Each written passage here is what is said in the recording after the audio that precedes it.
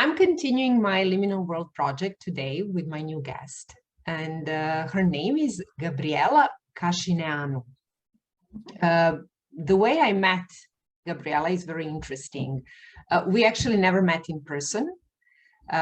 We speak mostly online. When we meet, we speak mostly online or via email. But it's very interesting. Last fall, I self-published my first book. And because that was a book in another language, I wanted to find out about people who were in my shoes, who came to Canada as immigrants and suddenly they wrote a book. And I wanted to check, do I have any community out there? And if I could, in a way, connect with them.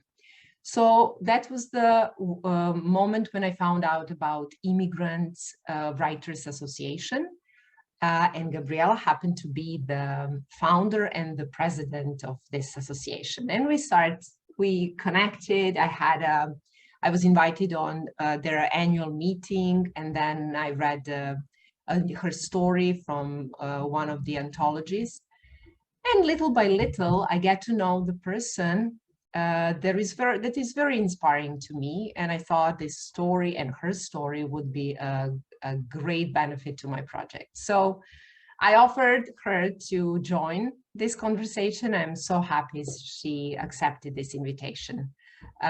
Thank you, Gabriela, for being today with us, and welcome to the Liminal World. My pleasure. Thank you for inviting me. Gabriela is joining us today from Toronto, Ontario, and she's been living there for almost 20 years. She will say a few things about that. But I want to mention that she's not originally from Canada, that she's immigrant as well as I am, but there is something I want to learn today from her country of origin.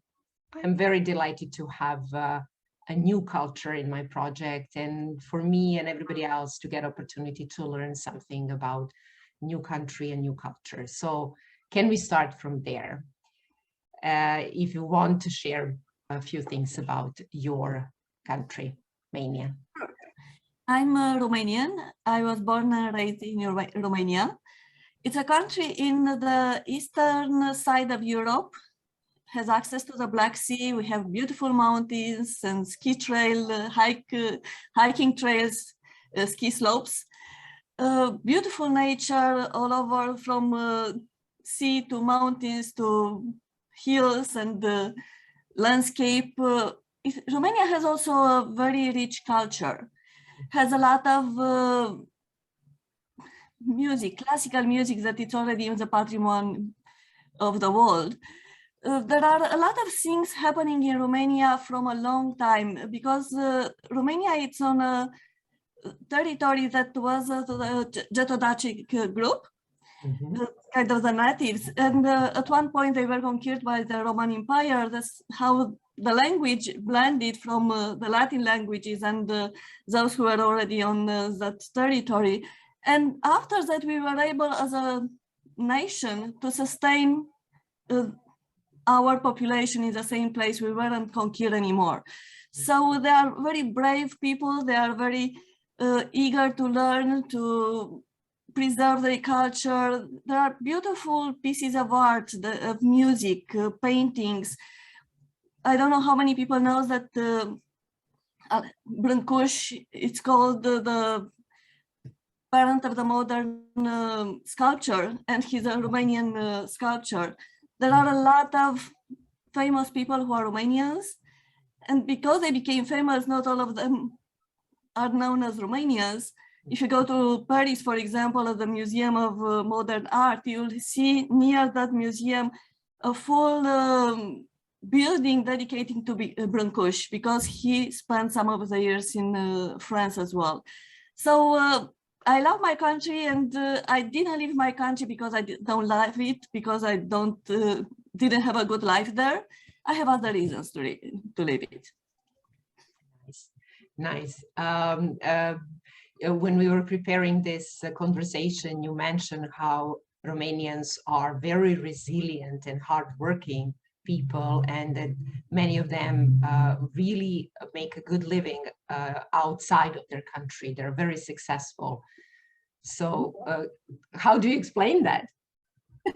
What is behind your nature or character? I'm the generation who grew up in the period of time when we had Ceausescu, his regime, and it kind of, the lifestyle deteriorated gradually. So we went through a period of time when it was hard to find food or to have warm in your house, to even you couldn't buy fruits like oranges. You have to stay 2 hours the queue to, if you have the chance to get some. So we went through some difficult hard times. And I think along with our history, which has a lot of other hard times, almost each generation has its own hard times, kind of help us become more resilient, more creative. You have a lot of humor in Romanian language, so we kind of laugh of whatever is happening to us. So it's our way to go through whatever is happening to us. So I think that's where the resilience comes from. How did your early life and youth, young adulthood look like in Romania?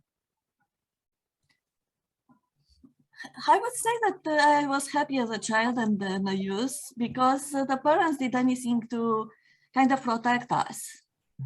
So they were kind of taking on their shoulder whatever it was to deal with. And I have a beautiful childhood, and during the youth, I went with my parents to the Black Sea every year. And when we moved from the city where I was born, by the way, it's the same city where Nadia Comaneci was born. Ooh. It's 1 day difference between me and Nadia. I'm 1 day older than her. Oh, the same year, the same place. Oh, yes. Nice. Did you know her? Did you know her? I met her once, but just because we were in the same place. Our mothers were in the same room at the hospital when they gave us birth. And for the people who don't know, Nadia Comaneci was the famous Romanian gymnastics. So she was someone we look up to when we were young, at least in my country. We were all, she was our idol. Yeah, in our country too. And she's the first one who got grade 10 at gymnastics. Up to then, all the gymnasts were kind of went up to 945, 970, but she's the first one who got, I think, several of 10 because her performance was perfect. So that's how she got into the history of gymnastics. And if I remember correctly, that success, she got that success in Canada. Yes, in Montreal. Yeah, there you go. There you go. Nice. I love this twist now in our story. Okay. Yeah, so I have a sister. As I said, with my parents, we were going to different places in vacation. At one point, we moved from my city, Onești, to another city, a bigger city surrounded by mountains. That's how I discovered that I love mountains, I love nature. And from there, I spent the years of high school, and I went to university in Bucharest, capital of Romania. And from there, I got married and moved to the south of the country, and I had my children there, and then I came back to Brașov and moved to Canada. So it's kind of everywhere. What were you doing in Romania before coming to Canada? I was an engineer, electronics and telecommunication engineer. And I worked for 18 years in the telecom company, the national telecom company. Every 3-4 years, I was moving from one department to another. And it was kind of strange at that moment because a lot of people were expecting you to stay in the same department until you get the manager position and you move on. But it was not my style. I got bored as soon as I learned and I became good at something. I was looking forward to move to another department to learn something new. So at one point I shifted to IT programming, then I went to quality assurance in the same company, just different departments. And at one point I decided that I want to come to Canada because I wanted a career change, I wanted a change in my professional life. And someone was kind of pulling me toward Canada. I didn't know at the time. Now, if I look back, I know why. But at that moment, I just felt that I need to come to Canada. Okay. So that was the moment when I arrived here in 2003. Usually they say the earlier you come to another country, the more time you have to establish yourself and start that new life. Whereas you are exception in this case. You came as a mature person, independent individual who had and who was very successful in her career. But from what I've understood, you haven't had a hard transition. So everything went with more ease than usual, because people tend to struggle when they have come as an adult. They have to, those immigrants suffer the most. I want to hear how come you had such a nice transition and such a completely like different immigrant story. Let me start with the fact that I speak both English and French. I'm fluent in both. So I came here and I knew that I have a certain amount of money and I wanted to find a job. I gave myself, I came in September and I said, by Christmas, I need a job because I cannot survive with the money that I brought with me. So I put pressure on myself to find a job. So I went in the first 2 weeks, I attended a job search workshop. And it was a very interesting 3-day workshop. I had a coach who was facilitating that workshop, and he gave us an exercise to check on a list of skills. How many of these skills would you like to have in the career of your dreams? So I did that part, and the next question was, how many of these skills did you use up to now? And I looked at my technical career and I looked at the skills that I checked there, and I like, these are totally different things. So that was my first aha moment in Canada, when I realized that even in Romania, I was looking that I want to change my career, I want to change my profession, but I didn't know in what direction. I did an MBA, I looked around what courses are available, what the economy needs. But with that exercise, I realized that I have to go inside. I have to go through self-reflection and figure out, and I start with those skills that I checked. Then gradually I added a few more skills and other things, like I'm someone who likes to be in a room with big windows to see the sunlight and go in nature. So I put there things that I would like to have in the career of my dreams. And I give myself some time to kind of get settled in the new country. So my first job was for 2 months bilingual customer service. So I was using my bilingual skills in a financial company. And that was like, oh, how come someone from a technical field is hired in a financial company? So I realized that actually Canada, it's matching my personality. As long as you're doing well your job, no one it's kind of asking you why you didn't work in this field before. If you have the skills, if you're willing to learn, that's kind of a mentality that I came from, that's part of who I am. So I really embraced Canada, and I started looking from that job 2 months after I got a position that was equivalent to what I left in Romania. It was hardware quality assurance, so I was on an engineering position. And I stayed 3 years in that company because I realized that I want to actually shift to coaching. I looked at my list, and the only word that came to my mind was coaching, and I didn't have any idea about coaching before coming here. So I started taking courses, and I realized that's what I want to do the rest of my life. So after 3 years, I shifted from that position into coaching, and that opened up a totally different path for me. Every time I read something that you wrote, or when I check your website or read articles or webinars, there is always one word that is popping up, and that's the introvert. And we all know, once you ask a person, are you an introvert or extrovert? We think we know that we are one or the other. And usually we know that on that scale, we can find our place on the left or right side. But what is interesting in your approach is, why is it important to know whether you are introvert or extrovert, how you can implement that in the way you live, the way you work, or how you actually belong here in community, how you can contribute. So I want to talk about that, why it is important to know whether you're an introvert and how that affects your life. My answer will come from what I know right now, but I didn't know all this stuff before coming to Canada, for example. Even a few years after I came to Canada, someone asked me to do an MBTI test, and that's how I find out that I'm an introvert. And at that point, when I started looking into what introvert is and what should I do with this, I realized that all the things that I didn't have that I did or I couldn't do before, I didn't have answers why, can be explained through extroversion and extroversion. And why it's important, it's because introverts and extroverts, we are born, our brains are wired differently. We are born that way. And based on that, there are certain characteristics that introverts have, and they are totally complementary to those that extroverts have.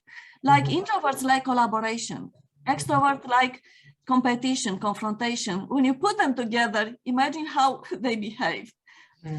Introverts need a lot of time to recharge their battery, because what's happening, the brain, there are some scientific studies that say 20% of the brain activity the brain activities consume 20% of your body energy, the whole body energy. And introverts have longer pathways in the brain. And we think a lot more because we are focusing inward. So we're consuming much more energy in a certain situations than extroverts. So we need more time to recharge our batteries. And if we are in a place where there are a lot of things going on, it's overwhelming for us because we are observers of what's happening outside us, what's happening inside. So you need to put all that aside and just be by yourself or go in nature to recharge your batteries. While extroverts, they can go in any event, they can go talk to people, and that's how they energize. So they are looking for those kind of activities while we are kind of seeing that we're withdrawing from them. And a lot of people are putting a label, introverts are antisocial. We're not antisocial. It's just that we need that time to recharge our batteries. We're still human beings. We like to socialize, but we socialize in a different way than extroverts. In different environments. So when I start looking into introverts more, I realized there is a book, for example, about, it's called Quiet by Susan Cain. And she's talking about more than 170 characteristics of introverts that are different from extroverts. And I look at them like this could be strengths. So when you start looking at your own characteristics as strengths and you start using them, you can become the most successful person in the field that you choose because you rely on what are your strengths, not what are your weaknesses. But if you compare yourself with all the people that you see out there, and mostly you will see extroverts because they are out there, they are talking a lot of, even for job search, for career development, a lot of strategies are targeting more toward extroversion. Go out and network, do this and that. As an introvert, you might not want to network the same way like an extrovert do. For me, I have to reframe it in order to get out there and connect with people. Exactly. So what you're actually saying, a lot of things that people might perceive as weakness is actually the strength if you know how to use it.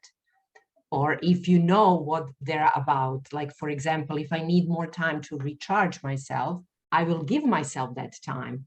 And I will know when is the time to say no and just remove myself so I can come up again as a stronger or better or more present person. So I just need to know myself in order to connect again and give. This is the way how I can give. First withdrawing and then getting back. So once you know that, you don't judge yourself anymore. You don't maybe react on other negative comments. And you know what are you bringing to the table. So you, in a sense, you value yourself more. Exactly. And there are so many other things. One that I really love about introverts, they are strategic thinkers. They can deal with complex problems extroverts are not naturally inclined to do that. They are more inclined to deal with whatever is happening right now. Introverts notice what's happening right now, but they also think of what could be. What can I do to make things better, to avoid mistakes? So we have this kind of perspective, long-term perspective. And imagine if you are in a company that doesn't appreciate introverts, who are strategic thinkers, where the company is going. Yeah. How they can have their objectives if they just put introverts aside, labeling them. And even country, not just company, but country. These are the times when we need people who know to think outside of box and who are trailblazers or who can be creative, because we need solutions and we need new directions and new missions. So this is the time, I would say, by everything what you said, this is the time for introverts. This is a time when they can get to their stage. You know, they can be on the center because we need them, not because who they are, but because we need them. We need people who think differently, who can put a lot of new perspective into place, who can reframe us from what we know by saying what could be, and then lead us in that direction. I would say the future belongs to a better collaboration and communication between extroverts and introverts, because we don't know, as introverts, we don't know much about extroverts, and extroverts don't know much about us. And when you start knowing each other, knowing your strengths, your weaknesses, you complement like yin and yang. So I think it is a time, pandemic, I used to say, and I put it in one of the anthologies for Immigrant Writers Association. I said, during the pandemic, introverts need to be out more. When I'm talking out, not physically out, but need to open up more, express their idea, whatever they think. And extroverts need to go inside more. Because they are so much into going out there and meeting people, because that's how they get their energies. They kind of addicted to that. But if they spend time to kind of go inside to see who they are, what they want, even their life can become better. So I think the pandemic reversed a little bit our natural inclination. So I tend to say in Introverts Academy, we're coming from extreme and gradually we're going towards the center, because as introverts, we learn how to deal with the world by learning new skills that from an outsider are perceived as extrovert skills, and the extrovert need to go the other way, go inside and reflect a little bit more often. And that's actually my question. When I was reading about the strengths and when I was listening your videos, I started thinking, like,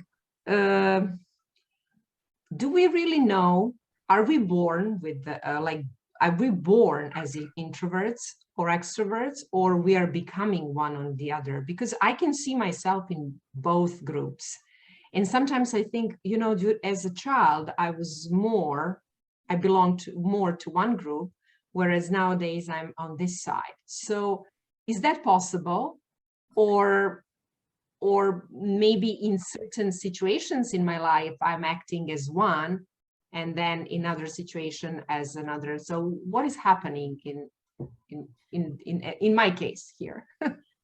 Yeah, I can give you my perspective. From what I read, some scientific studies, they followed some people from when they were born to teenage and adults. And they realized, based on their observations, they could predict even a newborn, if it's an introvert or an extrovert. And they did studies, and it seems that we are born on one side or on the other side of the introversion-extroversion spectrum. But what's happening, you need to start functioning in the world. So you need to talk, you need to go out and do things. So what's happening, you learn skills. These are learned skills. When I'm talking about introvert strengths, I'm talking about those you are born with, they are coming with the fact that your brain is differently wired than the extrovert brain. So in your case, if you knew that you were inclined toward one side, and right now you notice that you're functioning in a different way, yeah. Those might be skills that you learn along the way. Mm-hmm. But the question is, for example, I don't know exactly, you didn't say you're an introvert or an extrovert, so I can't talk much about you, but I can give you my example if you want. Mm-hmm. So I didn't know for a long time that I'm an introvert or an extrovert. I didn't even know the concept before coming to Canada. But I knew that I don't get along with my sister. She's an extrovert. Now I look this way, but at that point I didn't know why. Mm-hmm. And I didn't know why she's so social, she makes connections so easily, and I wasn't that way. Mm-hmm. So when I start looking into it, I start looking into what can I bring. So when I shifted to coaching, I realized that all those tools and techniques that I learned, I applied them to myself, and they were very helpful. And I wanted to help more people. So I approached the organization and I said, look, would you like a webinar or a workshop for your clients? And they said yes. So I went there and I knew myself, if I'm going into a place where I don't know people, I won't feel comfortable. My voice is trembling. Even right now, it's trembling a little bit, but it was even worse at that time. So I wanted to go there because I connected with someone that's meaningful to me.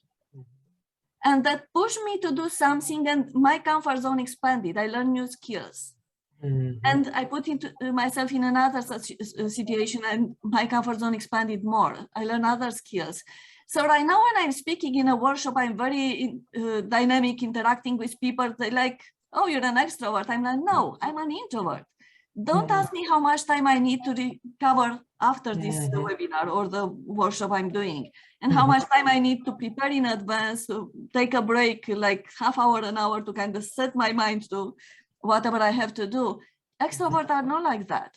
So one thing is that you learn new skills. Another one is you might be perceived in a certain way, but it might come from something else. I like to give this example.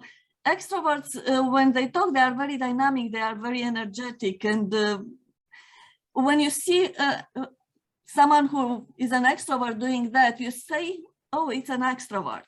But that energy that the introvert has in that moment comes from the fact they are connected with something that's meaningful to them, something they care about. And that connection gives the energy and courage to go out there and put out whatever they want to say or do. So from this perspective, you could be seen as an extrovert while you're still an introvert. And one more thing about extrovert and introvert. Introverts are very good at one-on-one conversations or small groups.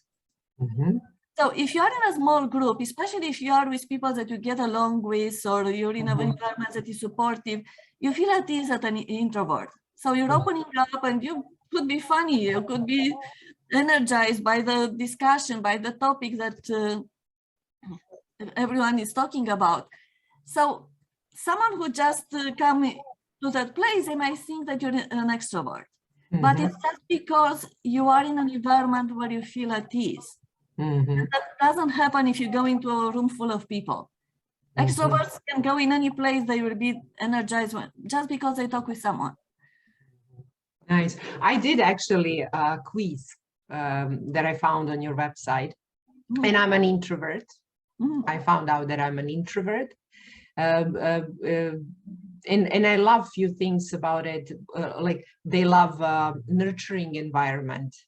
And I said, yes, that's me. I don't mind sometimes even competing, but I prefer collaboration.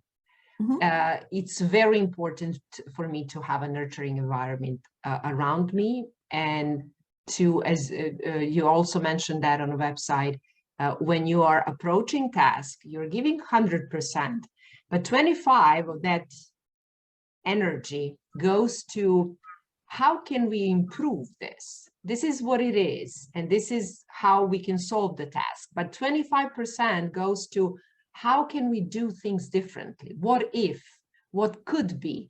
And I said, oh, this is me. So I knew once I started going through those notes, your notes you left on your website, I actually knew, like, I know why I'm an introvert, but I can see why people are perceiving me as an introvert. Yeah. Extrovert. You started your coaching business in 2006. Mm-hmm. And, there is a saying in my country that sometimes life is a better narrator than we are. So life has its own ways to bring us to certain situations and to let us be inside of the story we couldn't imagine when we started. So we didn't know that we will end up in those shoes and those roles.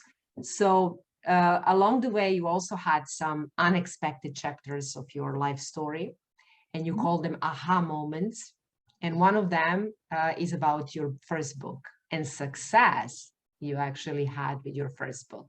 And because we met through my book, that was the reason how we connected. I want to talk about your first book that became a bestseller in 7 countries around the world. Mm-hmm. Sure. I like what you said about life is guiding you wherever you should go, not where you think you want to go. Yeah. If I look back, I think that's what pushed me to come to Canada. It's kind of life pushed me to be on that path, to build the experience, to go through the experience that helped me get to that aha moment that you're talking about. And even the next aha moment, maybe we get the chance to talk about that too. So what happened, I started my business in 2006 while I was working full time. And I was still working in that quality assurance position. So soon after, I looked for something that was more aligned with coaching. So I don't go into too many directions and kind of scatter my energy. So I applied and I was hired to start a mentoring program for professional newcomers. So what I did there, I used my professional background, so I was able to communicate with professionals because that's what I did all my life up to that point. And I was also bringing my coaching skills to help them integrate here, to match them with mentors, coaching the mentoring relationship. So at one point I noticed I don't have enough mentors. So I started putting together webinars, workshops. So I did one workshop, then I did a second, then the third. This kind of continued up to a point when I was doing workshops every day. Not only in that program, at one point I was working for another program. So I was doing workshops every day. And for an introvert, that's too much. It takes a lot of energy just to talk to a group of people. Plus, I had other clients before and after, and I didn't have enough time to recharge my energy because it was draining too fast. So gradually I got tired, exhausted, and I got into a burnout. I couldn't speak for 4 months. I was barely walking. I was sent to the hospital thinking that I have a heart attack. So my metabolism was out of control, totally. So in that period of time when I couldn't speak, I asked myself, what can I do the rest of my life if I can't talk anymore? Because I still want to help people. And the next thought that came right after that question was to write an introvert guide for job search.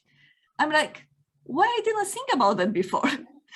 Because I'm an introvert. I work with a lot of introverts. I had by that time 10 years experience in helping introverts find jobs, moving their career forward. So I'm like, that's a good idea, but I didn't think about it before. You needed a burnout. You needed a burnout to stop you, and then you could come up with a solution.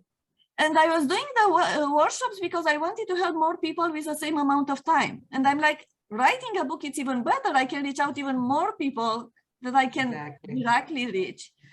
So I started writing that book, and in 10 months since I started and I published the book, all my symptoms gradually disappears. So I was talking with a psychologist a few months after I published the book. She's like, how come you came back from a burnout so fast? And I realized that what happened, because I had such a meaningful purpose that kind of coagulated the physical, the mental, the spiritual was already there guiding me to write that book. So everything kind of realigned and helped me come back to health, kind of the holistic health. So while I was writing the book, I learned about self-publishing, and I published the book, and it became an Amazon bestseller in 7 countries. And 1 year after, it won an award. So that's the story of that book. Amazing. Your professional story, Gabriela, is impressive. You started as an engineer, but you became a writer, self-publisher, coach, an artist, mentor, teacher. You're holding webinars is about teaching as well, mentoring people. So you're really, it's impressive. It's impressive how you keep growing. And that's what I've noticed once I start following your work. Like, there is always room to climb a new mountain. You're just expanding and expanding. Finally, we are coming to this, I called it the time of COVID-19 or Corona time. I want to talk more about this last two years. You already had a lot of transitions in your life, a lot of so-called crises, but this one was the one that it was global. So a lot of people in every country, pretty much in every profession, went through certain shifts. And we are still in that process. It's pretty, not scary, but we are shaking. Our economies, our politics, like everything is in reshape mode. But you did something, again, extraordinary, if you ask me. In the middle of crisis, when people were maybe stuck in that negative mode, there was a lot of toxicity around us, a lot of movements, a lot of hard truths coming out. You, again, put your energy inward and you started a project, which is your latest project, Introvert Academy. And I want to talk about what this academy is about, who are the people you're working with, how do you do what you do now? So share more about your Introvert Academy, what we actually see behind you. Yeah, so what happened during the pandemic, I'm very sensitive.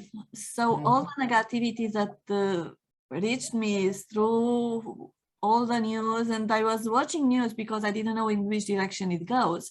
So I noticed that it started to have an impact on me. So what I did, I started thinking, what can I do in this situation instead of what can't I do?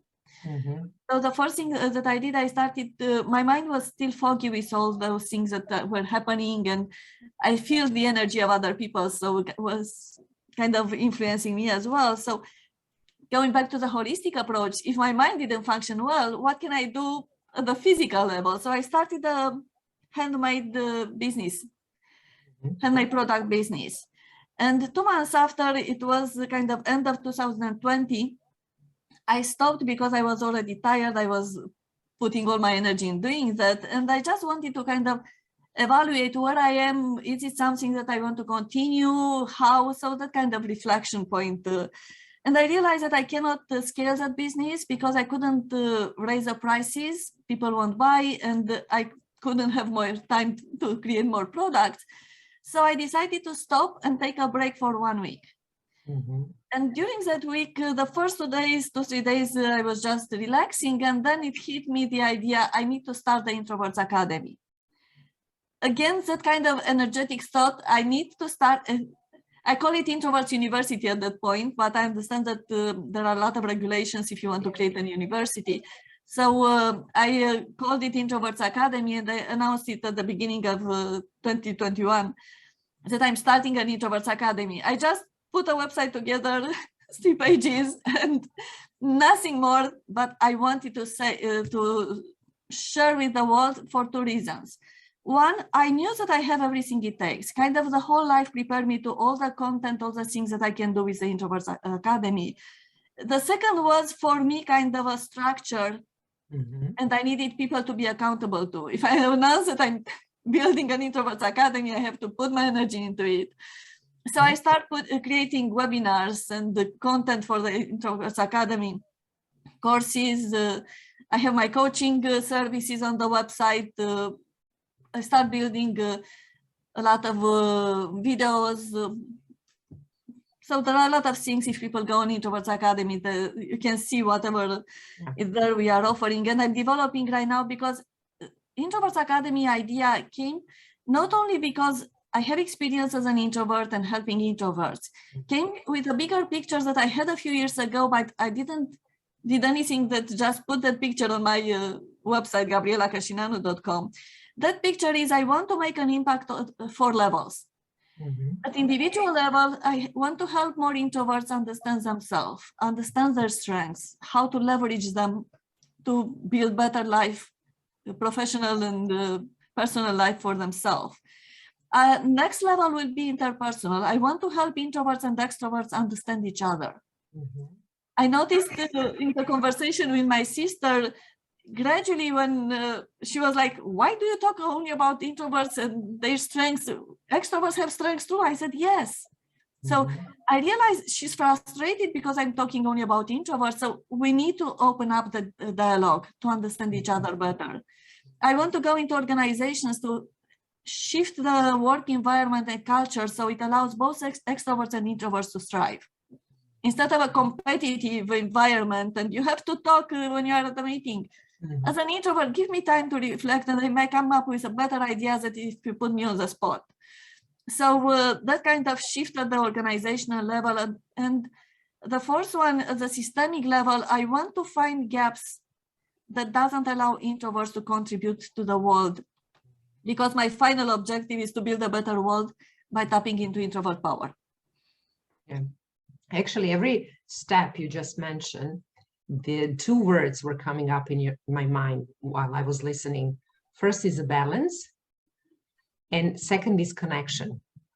Like all the time, like when you're working one-to-one with a person, you're actually balancing that person with the knowledge or with the perspective you have, and she's connecting better to herself and then the world. On the second level, you're again balancing your sister and you, like introvert, extrovert, and it's a better connection. And then on company's level, we are not here to compete. We all have our own strengths and we can all contribute. So if we want the success, we need to connect, communicate, and balance our maybe differences, or we have to maybe acknowledge one another in a better way. Even a task, when you assign tasks to people, if you assign them according to their strengths, the productivity will increase. Yeah. It's amazing. It's amazing how everything can start with an individual or vice versa. We can start with community and come through companies, our personal interactions to ourselves, and vice versa, from us to the bigger world or the community. I really like. Do you have any story to share? For example, how you helped either one company or a person. You don't need to mention names and everything, but something that people can actually get a sense of what you are doing when you're doing your thing, when you're coaching. Like, which one? I do one-on-one, I do system coaching. So I coach groups of people, systems, teams, for example. I do facilitation in webinars, workshops. So which one you want as an example? Any interesting story, like, for example, when you come to a company and do they come already with an issue, or you are there to observe and see what they're struggling with? Like, are they coming up already with that awareness, what is going on, or they need someone to tell them what's going on inside? It's kind of both. Because when they ask someone to come in, it's because they are aware that they want something. It could be either to fix an issue, a problem, to find a solution, or they want to move forward and they don't know how to, but they have an objective anyway. And as a coach, I'm coming in with tools and exercises to help them reconnect with themselves and come up with the answers themselves. Because if I'm working with a team, for example, let's share an example specific. Yes. I was working with a team from a board of directors. And they said, please come help us because we have a lot of communication issues in this team. And it was a lot of frustration on all the team members because the information didn't flow easily. So when I went there, there are a lot of exercises that I could use. The one that I chose was first to ask each of them from their specific role to talk about what's going on, how they perceive the situation, how they feel about it, and just share their perspective on it. So when they hear each other's perspective, they understood better the situation. So, for example, when someone said that that person is calling me and I don't like to take calls, send me an email. You understand that the communication is about what do you choose, the medium you choose. And it's easy to fix. It's easy to fix. Just don't call me. I don't like interruptions. Send me an email so I can read, I can think, and then I can respond better. So it's just an easy fix. Yes, but if you don't open up that dialogue, so as a coach, you need to create a safe environment when people feel at ease to share these kind of things. So when they hear each other, all of them, they realize better what the situation is, and then we go into brainstorming mode and what we can do about it. We'll need more coaches, more mentors, more people who have great skills like observation and intuition, and who wants to help, who find that mentoring is their thing to do and contribute to like the building better society or better communities. Yeah, I think we need this kind of focus on the future, not only on what's going on right now. Because if you just focus on what's going on right now with the pandemic, you can get a lot of fear, frustration, you don't know what to do. But when you put your focus on the future and look into what can I do now to kind of get closer to that future, you'll find things to do even in conditions like this. And when you think about future from right now, which is May 2022, can you give me a picture? Like, what are the picture you see right now? Let me tell you what I discovered throughout my journey. I'm saying that life is a self-discovery journey. I discovered a lot about myself. I discovered that I'm creative. I rediscovered that I'm intuitive. I discovered that I can write. Up to that point, I was thinking that I cannot write. I discovered that I can design jewelry, that I can paint without, it's kind of I'm a self-learner. I discovered a lot of things about myself, and with each layer of new discovery, I'm kind of becoming a more whole person. So instead of giving you a picture, I'm giving you the perspective that I'm so eager to see what else life has in store for me. How people can connect with you?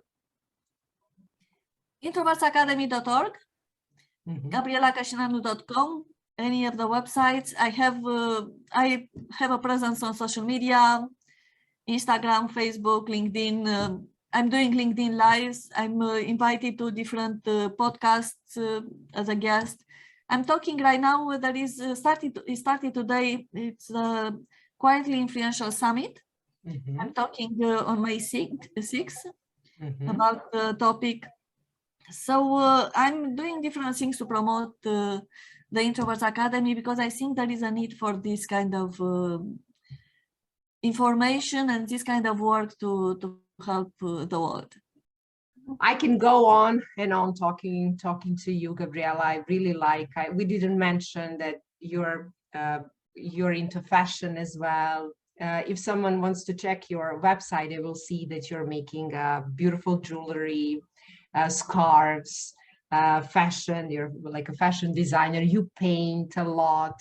So I wish you to have time to do everything you do. And I want to connect with you in maybe 2-3 years to see what you've become in this what you will become, or what you have become in this last 2 years. So let's meet in 2-3 years and do a follow-up and see where are you after not just pandemic, but this with your Introvert Academy. I wish you all the best with your work. Thank you so much. Thank you for the invitation. It was a real pleasure to talk to you.